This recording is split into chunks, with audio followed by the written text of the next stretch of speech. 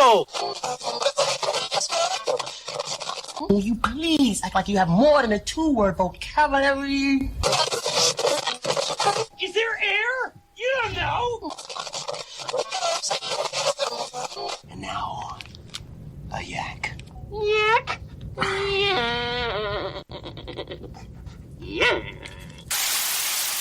Hey, don't touch that dial. You found Secular Yakking. I'm Robert. And I'm Amy. After years, no, many years of yakking at each other. we're here to yak at you. So sit back and enjoy the yakking. And welcome back, Yackers. I hope you had a wonderful week. I know I did not, because it's cold, and they put us on water rations down here.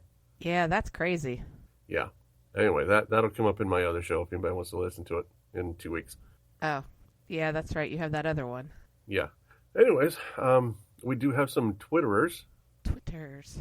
I didn't want to list all the Twitterers since the last list because that would be, a year and something worth of Twitter followers. And I don't know if we've gone up or down because I haven't really looked. But what I did do is look last week and then based off this week.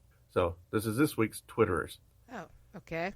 So we got Destiny, Hero Satan 6, Shelvin Robadu, it's French, I don't know how to say it, Secular Student Alliance at UCF, Linda Rothwell, hashtag gloves off, Heart, Mia, Heart, Atheist Revolution, Schrodinger, and 8-Man Jake. So thank you for the follows. That's a lot of Twitterers. That is. And we'll see if we can get some more. And if you follow us, I'll say your name on the show. Because that's what everybody wants to hear. Obviously, it's your 15 seconds of fame. Seconds. Anyway, I do have news for us as usual. That's why we're here. Yeah, and for this first story, we're going to go to San Jacinto County, Texas, where County Judge Fritz Faulkner and county commissioners got a letter from the Attorney General applauding their decision to maintain crosses on the county courthouse and promised to support the county if the FFRF brings a lawsuit. Well, isn't that nice? Yes. He says, take note that on occasion, FFRF will file a lawsuit to try and force government to purge all acknowledgement of religion. First Assistant Attorney General Jeff Matier wrote, if that occurs, we will look forward to supporting your lawful decision to retain crosses. I don't understand what part of that is a government entity, a government building, that they don't understand they can't do that. Well, if they do that, they have to do it with other symbols. They can't just have the cross. And the problem here is not only do they just have the cross, they are lighting up the cross. Yeah, to amplify it. So, yeah, there's a special light just for the cross. It's not like all the other lights in the building. It's ridiculous.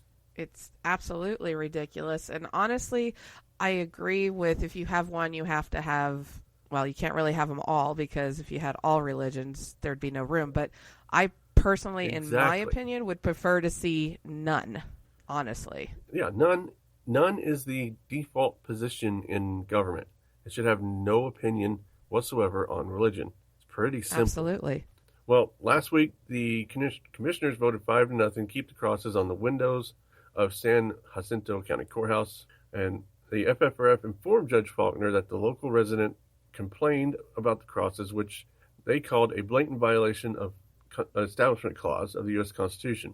And in the letter they sent, they said the crosses not only create an undeniable image of government preference of Christianity, but also convey the message that Americans who are not Christian, including the growing 24% who are not religious at all, that they are outsiders in their own community.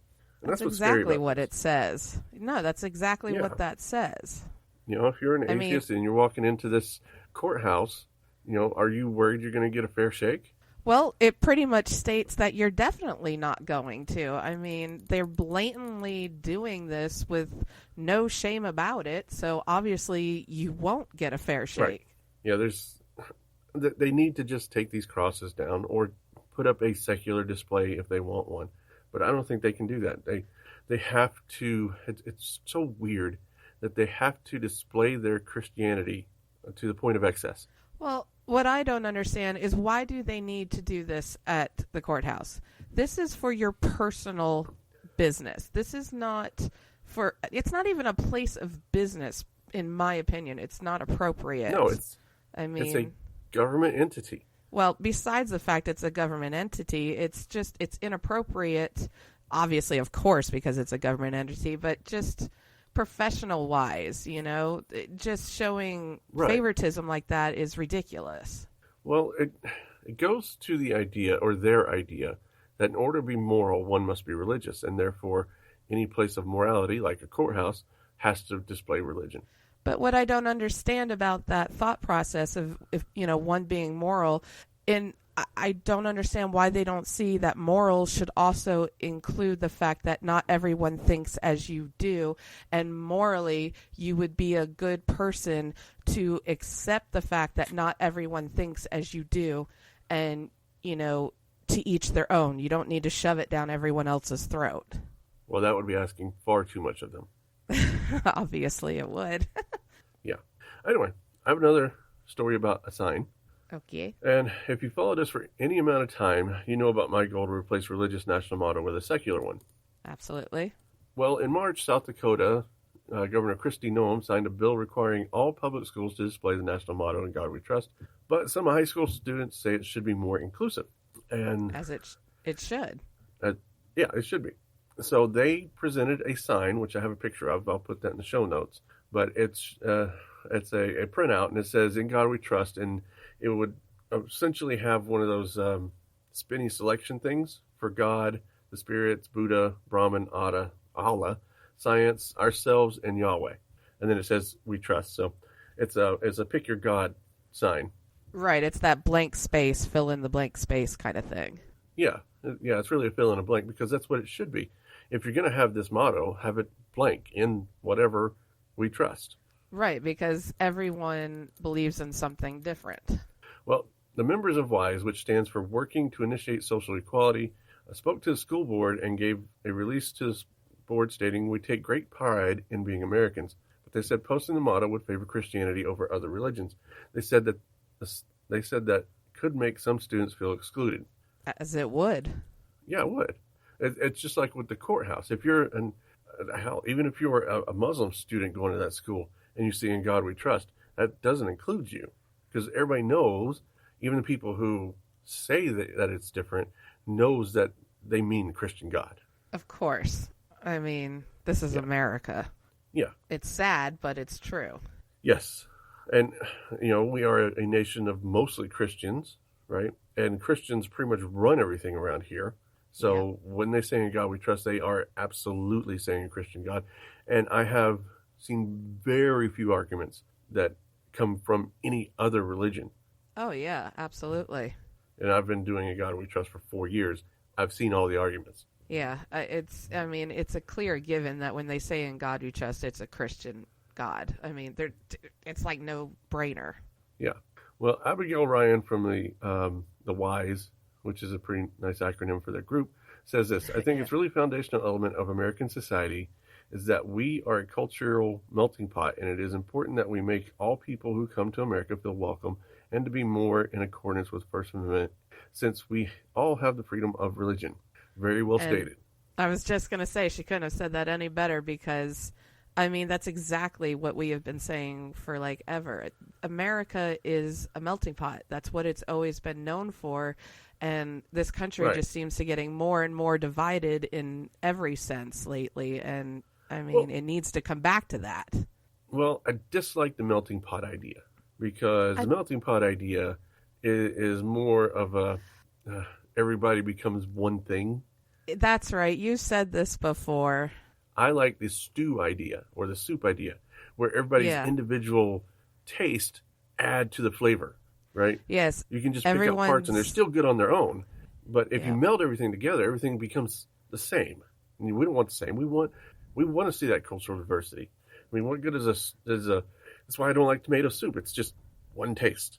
No, I agree completely. I remember when, I've always been for the whole melting pot, because that's, just what it's always been known as. But when you described that to me, I said that makes so much more sense. We are a soup. We're stone soup. We are a stone soup. Everyone comes together to make it great. That's how it goes. Yeah. Well, the board heard the students' group's opinions but took no action on the matter. I have a feeling that they won't do much. They never do. It's very frustrating. No. Yeah, so I've tasked someone on the original model project to reach out to WISE to see if we can help them. So we'll see if anything comes from that. That would be nice. I mean, it would be nice to see something done and just not swept under the carpet like it is time and time again. Right. And then I guess we'll move up to New Hampshire for our next story. Okay. Okay, so the Veterans Administration in Manchester, New Hampshire said it will remove items representing different religious faiths placed Thursday next to a Bible on a POW/MIA table at the Veterans Affairs Medical Center. The Bible had prompted... Wait a minute. So they want to take away other faiths, other religious faiths? Yeah. Well, let me explain what happened. Okay. Sorry. So there is a display to the POW/MIA that in the lobby, I think it is, of the VA administration building in this place. And it's designed, they say it's supposed to represent all soldiers and POWs and MIAs, right? Uh-huh. And it has a Bible in it that is, I believe if I read it right, was a Bible from a POW that came back to America or died in prison. I can't remember which one it was. But anyway, it's supposed to be a historical Bible. Uh-huh. The problem is it doesn't reflect all soldiers, right? Is this supposed to be a symbol alone? Yeah. Right. Okay, but is this supposed to be a symbol to represent all POW/MIAs? Yeah, it's a monument. It's a small monument. Okay. Right. Yeah. Okay. So, and the Bible had prompted a lawsuit and more legal actions being threatened. The Military Religious Freedom Foundation, which was involved in the recently filed lawsuit, welcomes the opportunity to challenge this flagrant violation of the constitutionally mandated separation of church and state, said founder Michael Weinstein. Okay. A VA spokesman said groups and individuals must get permission from VA facilities to host displays. They can't just walk up and add whatever they want. They say, we will not tolerate interference with or alteration of approved displays, such as the Northeast POW/MIA network-sponsored table. And as a result, these items will be removed. So, are they saying that... I understand that, right? Yeah, I get that. I understand that you have a policy. I get that. But I think the policy here is discriminatory. Well, and I also understand they don't want people just walking up and altering it without getting approval, but at the same time, they should be approving to have other inclusive things. Right. So, and that was the whole point. The lawsuit exists already, right? And they should have changed the display when the lawsuit started, or even when the first letter started coming in, right? And they didn't, which is why they're now getting protest. And that's what these are. These are protest placements. Uh-huh. So what people are doing is they're putting like the Book of Mormon and the Quran and the Torah, and someone put a blank book up there to represent atheism. Right. So you would think logically it would be that they decide, maybe we need to put something approved that is more inclusive. Right. But it seems unlikely that they will. No, they probably won't. But that would also, stop the protesting, and it would also show that they are understanding that not, all soldiers are of one faith, Right. And not all POWs are of one faith. And that's the biggest problem is there's also that old stigma again that there's no atheists in foxholes. It just seems so antiquated to me. I just don't understand that concept. Well, it's stupid. It's also arrogant to believe that just because you're under threat of death, you're going to convert. That's not how it works. I was going to say, if that were true, then prayer would work. Right.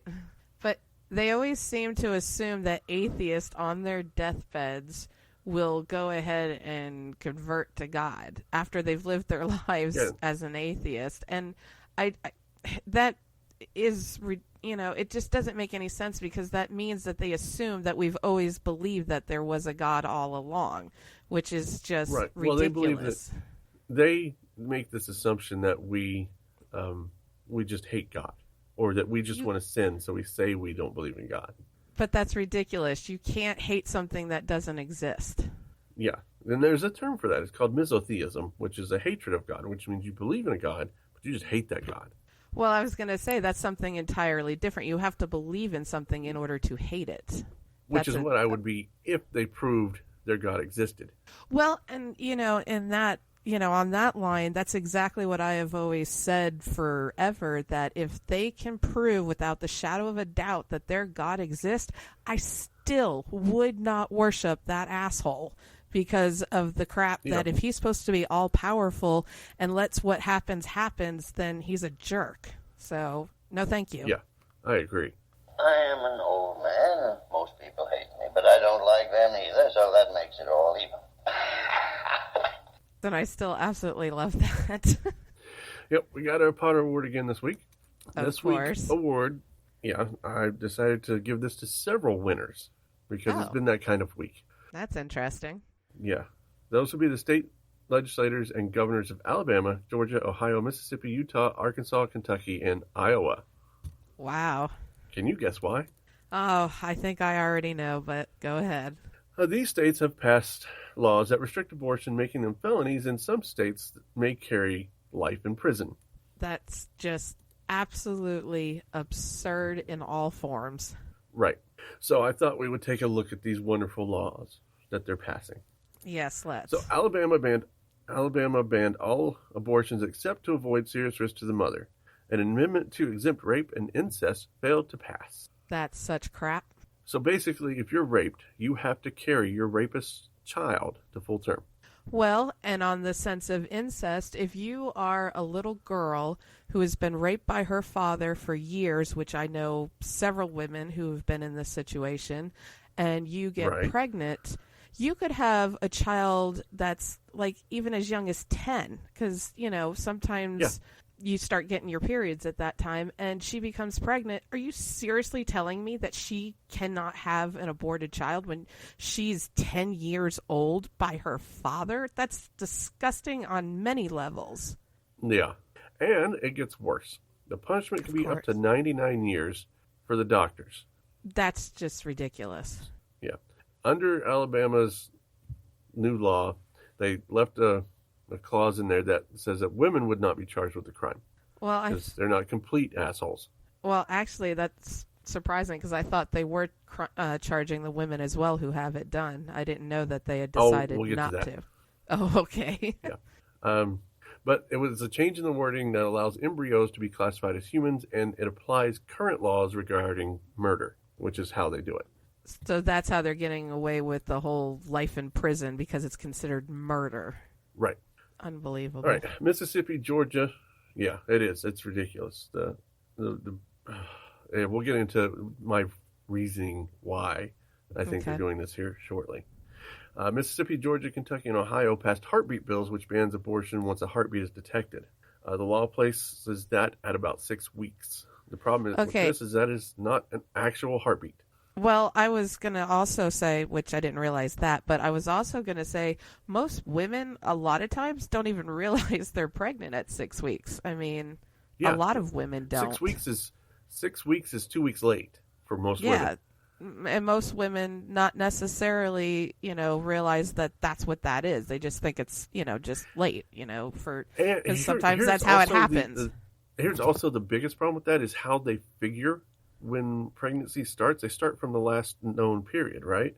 Right. You could have become pregnant, 2 weeks ago. So now you have this 2-week-old, and at that point it's a zygote.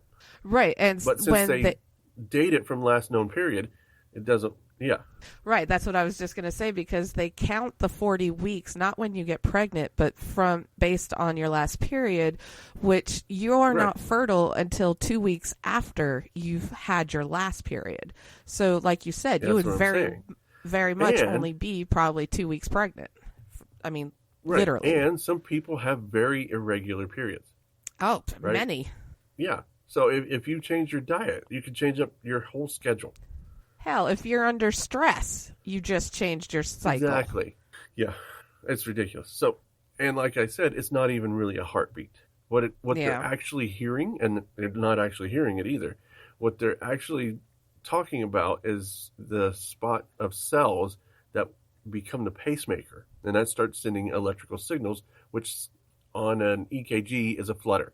So they're not physically listening to the thump, thump, thump heartbeat that, when you go in for... You can't hear it at 6 weeks because there's no heart at 6 weeks.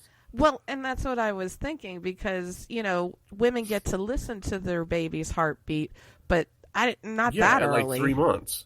At like 3 months, yeah. Yeah, I don't remember Usually how people early have their it was. first ultrasound. Well, you're different, but I know. most I'm women awkward. get the first ultrasound around 3 months. Yeah, right? not me, but then you can hear the heartbeat. yeah, and with I think a it's around 3 stethoscope months. type of deal. Yeah, I don't remember exactly, but I know it's certainly not at crazy 6 weeks. That's just nuts. Yeah, and even calling it a fetal heartbeat is a misnomer. It's not even a fetus yet because it's an embryo until it's 8 weeks old. Well, as I was going to say, it hasn't finished creating all the organs in order to even be a living being, because you could still miscarry very easily before that time frame because it hasn't fully. They always say, Early-term wait. miscarry goes up to 12 weeks. 12 weeks. That's what I was just going to say. The 12-week mark is when you feel a little safer by that point, because anywhere before 12 weeks, you have a very high chance of miscarrying. Right. So, with all that, Georgia still went a little worse. Okay. The Georgia bill follows women out of state. So, if they go out of state to get an abortion, they can be charged with murder when they get back. Oh, that's bullshit. They can't do that. That's harassment. Well, it basically codifies women as property of the state. Okay, that's another excellent point, because that's exactly what that is. Yeah, oh my gosh, that's so ridiculous. Yeah. Here's something interesting I read the other day, or someone pointed out, that under Geneva, I think it's Geneva Convention of Human Rights Violations, forced pregnancy is a human right violation. That's my point. Like a war, not quite a war crime, but it's something like that. It's like a serious crime. I'm actually glad you said that, because ever since they started bringing this up in the news lately, I was thinking that same exact thing. To force a woman to not be allowed to have an abortion for any reason, let alone incest or rape, that's slavery. That's just insanely criminal. Yeah. It's 9 months of slavery. Well, it's 9 months to her body changing, let alone going through what it takes to create life in the first place. And to be legally forced to do that, you are now property 1,000%. Oh, yeah. I mean, that's crazy. And I don't understand how we're even having to discuss this, because this should not even be a discussion. There's no if or buts about controlling a woman's body. Right. But it's still not enough, because it gets worse. Okay. I don't know. You may think it can't get worse, but it can. Those very same states are refusing to improve sex education, access to birth control, or anything else that would actually reduce the numbers of abortions. Okay. Yeah, and they don't do anything about the men who cause these pregnancies, and in some cases allow the rapist to sue for custody. Yeah, I don't get that at all. And here's a real big kicker. In the state of Alaska, they have a bill going through right now that would allow the father to sue for wrongful death. What? What the hell is that? Yeah. So they say the father can appear in court as, legal representation for the aborted fetus and sue for wrongful death. Unbelievable. I swear to frickin' God, we're going backwards. Yes, we are. We're losing 45 years here. If not more. They're trying to take us back. I'm kind of thinking some darker times as well. I mean, this is ridiculous. They're going to start putting chastity belts on us. Yeah, so 400 years. Yeah. Right. But that's not why they are Potter winners. Okay. They're Potter winners because of the reasons for these bills. And like you said, yes, it's to control women. But there's a more insidious concept that I think is going on. I agree. They intend to use these bills to overturn Roe versus Wade. They all know that currently these laws are unenforceable. They can't do anything with them because of the current Supreme Court decision. Right. But these are cookie-cutter bills designed to be challenged in the Trump Supreme Court. And that's exactly what it is. It's Trump Supreme Court, which is why they're doing this, because they think they got a good chance of overturning it. Yeah. The bills like this have been sitting on the back burner waiting for the right time to strike. And they think the time is now because they just got Kavanaugh in. They've had Gorsuch in, right? So They lost a middle-of-the-road judge when Kennedy retired. Yeah. And that changed the whole makeup of the court. So now we're a 5-4 conservative majority court. It's really frightening to think where the future's going. Yeah. So these and a whole slew of religious-based bills have popped up in the past couple of years in these very same states because they know they can get them passed there, like the In God We Trust in School bills, the religious text in schools bills, Year of the Bible bills. All this sort of bullshit has popped up the past couple of years because they know the Trump courts are going to uphold whatever they do. And that's what I'm thinking about, the shape of this country in the next few years. Oh, my God. And imagine if Trump gets reelected. It's going to be astronomical what this country looks like. I mean, truly. Yeah, he could possibly appoint 2 to 3 more judges to the Supreme Court. He's already appointed well over 100 federal court judges that they're just slamming through Congress, which they waited till after Obama was out of office before even starting it. I mean, this is just crazy. Between the religious aspect of where things are going, the whole women's rights things on where we're going, it's really, truly, realistically frightening where we're heading.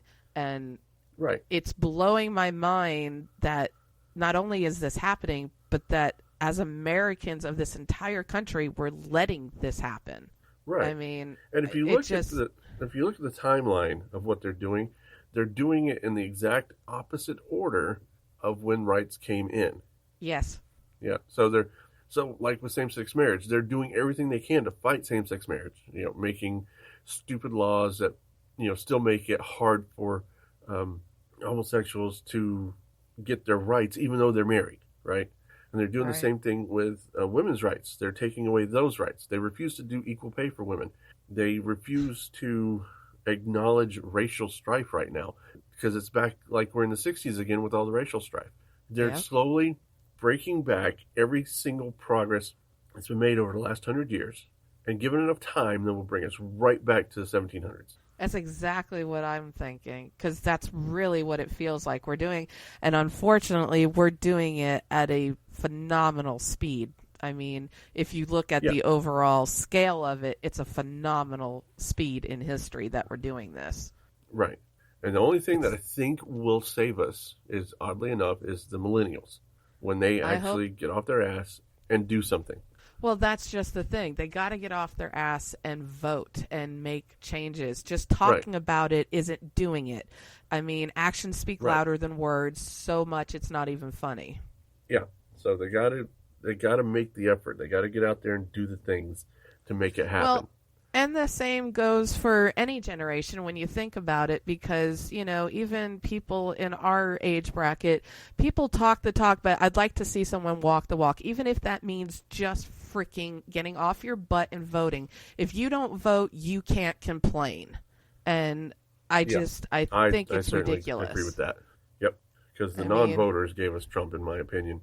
I completely agree with that, because even for as many people that are for Trump, they still do not override the people who are not for Trump. So you can't tell me that that's how it went down. It went down because people didn't get off their asses and go frickin' vote. It's not that hard. It takes, 1 day of your life or whatever, whether it's a quick day or a short day, who knows, but it's worth it because you got 4 frickin' years to follow with whoever gets put in office, which is how we are where we are now.